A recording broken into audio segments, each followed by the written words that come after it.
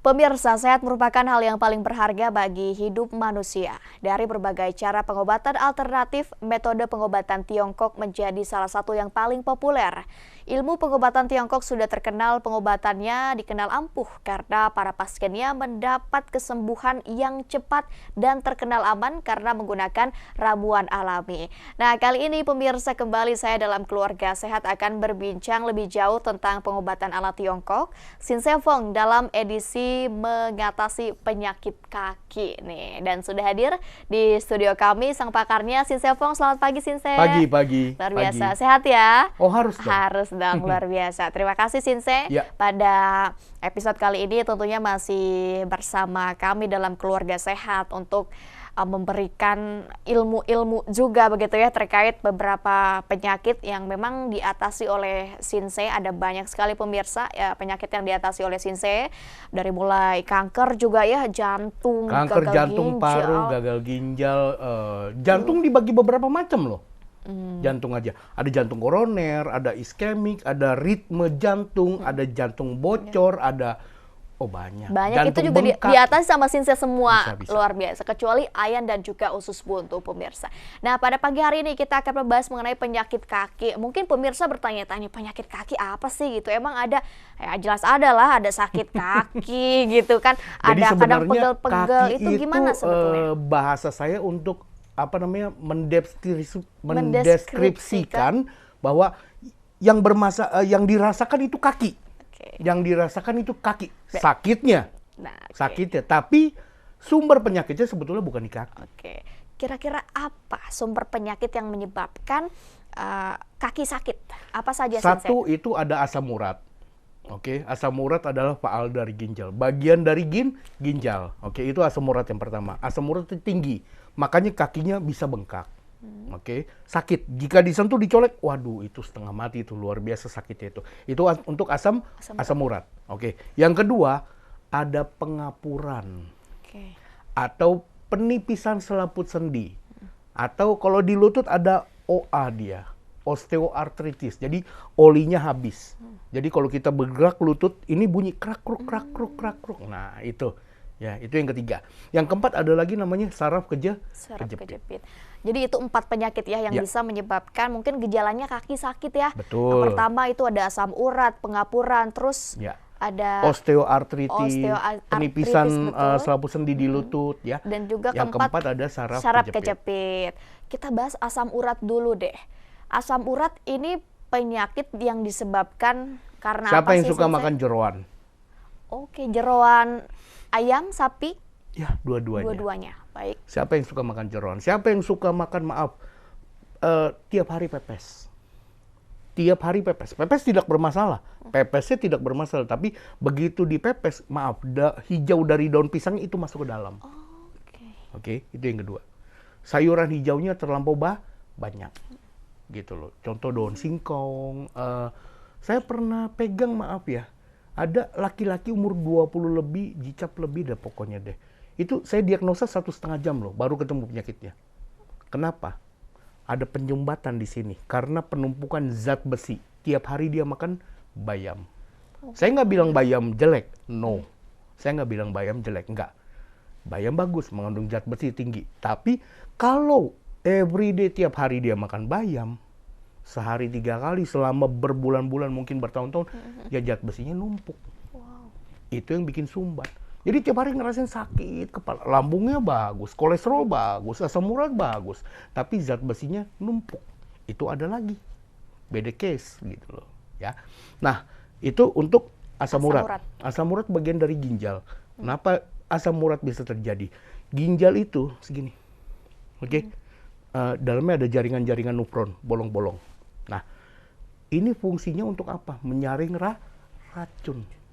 Fungsinya ginjal untuk menyaring racun.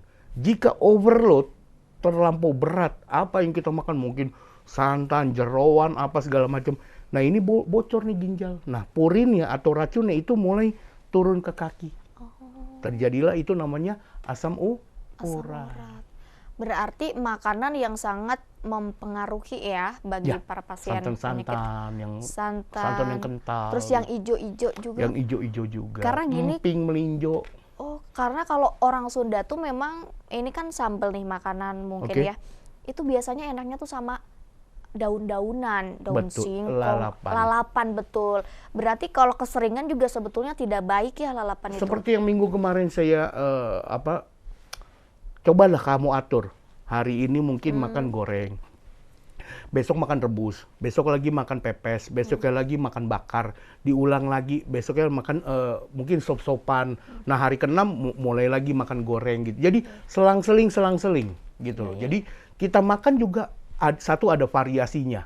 Yang pertama, oke, variasi. Yang kedua, kita nggak bosan. Yang ketiga, ini masuk semua gitu loh. Betul. Bener nggak bosan, bervariatif gitu ya makanan. Jadi harus sebisa-bisa kita membuat makanan itu tidak membosankan tapi juga tidak menjadi penyakit juga bagi kita ya, Ya, Sensei. terlampau banyak contoh nih. Kamu suka makan mie, oke? You makan mie udah 30 hari, pagi, siang, malam. Saya jamin tipes kamu. Oke. Betul nggak? Betul.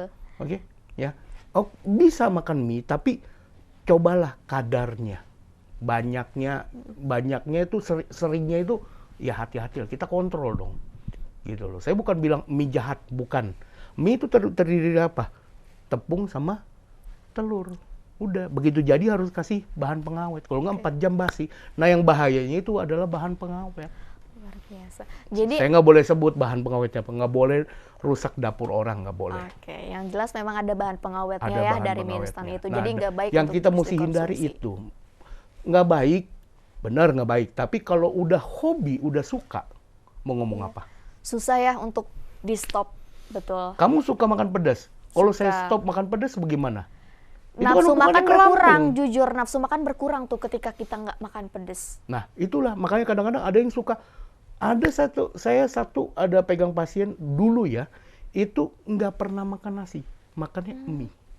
Gak pernah makan Itu langganan nasi. tipes. Langganan tipes. Biasa. Ayo, kalian bisa menilai sendiri. Betul. Jika sesuatu makannya berlebihan, pasti jadi Jadi penyakit. Betul sih, sesuatu yang berlebihan itu tidak baik. Jadi secukupnya Asam aja. urat nggak Dan boleh diurut, asam urat nggak boleh diterapi, cukup kasih obat, Oke. selesai, turun.